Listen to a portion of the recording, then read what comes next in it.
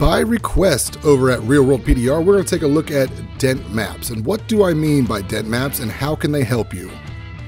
This is one of the foundational components of the way that I teach to repair larger damage. Your dent map is going to be a new way for you to view dents.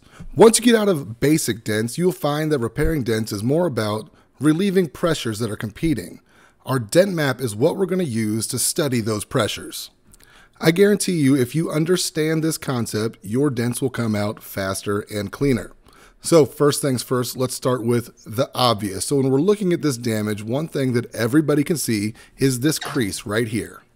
There's not a whole lot of hiding that. That's pretty much what your customer came in for because that's all that they're seeing. But there's a lot more to it as a dent repair man. Or woman, as my wife just pointed out to me. But if we take a step back and we look at the entirety of this dent, everything that's going on, you're going to see that that crease is just a very, very small piece of this dent puzzle. So the reason I chose this damage is it's a fairly straightforward dent map. Now really take a look at what happens when we start panning this light over here. Now you're going to see there's a buckle there, we've got some crown work, we've got a bunch of things happening, but the dent map that we're going to put together is pretty straightforward. It's going to be on a large scale so you can really visualize what's going on, but there's not too much happening to where it's going to be overly confusing if you're just getting into this dent map concept. Okay, so once we're looking past the dent, now, next thing we're going to take a look at here is the crown. Yes, the crown. You hear people talk about crowns all the time, but do you really understand them? Crowns are areas of displaced metal. They hold pressure that needs to be relieved, and to repair the dent more evenly and cleanly, we're going to have to deal with them. Another cool thing about crowns is that if you study them hard enough, a lot of times they'll give you a pretty good idea of how this damage was caused. So I believe, and I'm almost assuredly right, that this vehicle was backing up, took a turn too hard, probably hit a trash can, mailbox, something along those lines. So why is that important for me to know? Well, that's going to affect exactly how I'm going to repair this dent. So as this vehicle was backing up, the immovable object, or not moving enough object, slid along here and caused this crown. So it displaced the metal from further back all the way up here. What I mean by that is that literally metal that's supposed to be there is now here. Well, that gives us a pretty good idea of what we should be doing now, doesn't it? Well, hell, maybe it doesn't. So let me go ahead and explain it a little bit for you.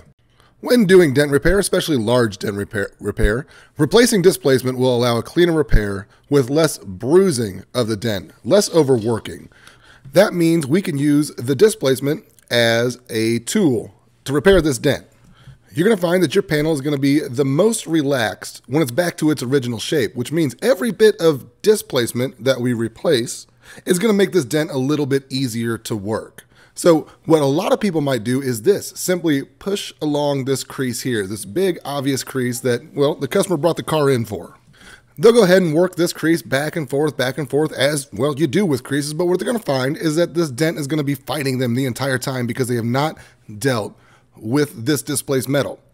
So what I would do is a little bit different. Now, we are going to have this entire tutorial on realworldpdr.com.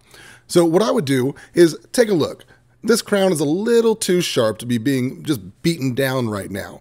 So I will pull or push some of this up to soften this crown, but the crown is really what I'm going to focus on.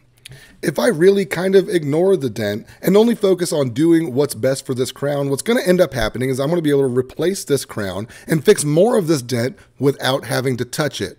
Thusly, yes, thusly, one more time, I'm going to have less push marks, less bruising. So it's important to note that situationally, crowns and dents work against each other.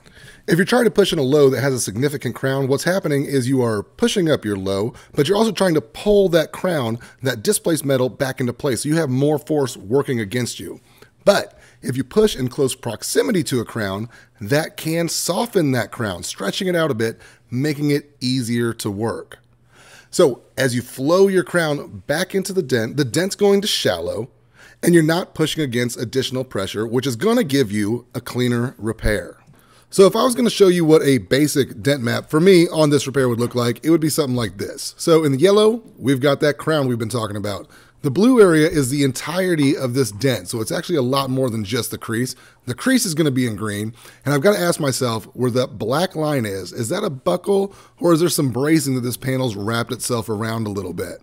Later we'll find out that that is indeed some bracing, but for now, just from observing it from the outside, putting a dent map together, that is roughly what it would look like. So now that I've identified the pressures, damage, obstacles, I can form a plan of attack, which you can see on realworldpdr.com. We're going to go over some glue pulling, some pretty intense glue pulling on this one actually, and you'll have a chance to see if my dent map was correct, because so often the dent map you start out with will change as your repair progresses. I'm going to show you some really neat tricks to relieve some of that tension that was trapped in that crown there. Now, just like a few other tutorials that we have, we're going to look at these Keiko crease killer tabs. Not often does a tool change the way you do PDR, but those did it for me. Also, we're going to take a look at some Stanliner techniques. And by popular request, in a lot of my tutorial videos now, we're going to look at real world pricing. So what do I actually charge, and what do we actually get for doing these repairs? How exactly do you figure out how much to charge, and what's realistic? Don't forget about our huge tool giveaway for the month of December, which is actually bigger than the month of November was. Also, the one free week of in-person training that you can win if you sign up for realworldpdr.com.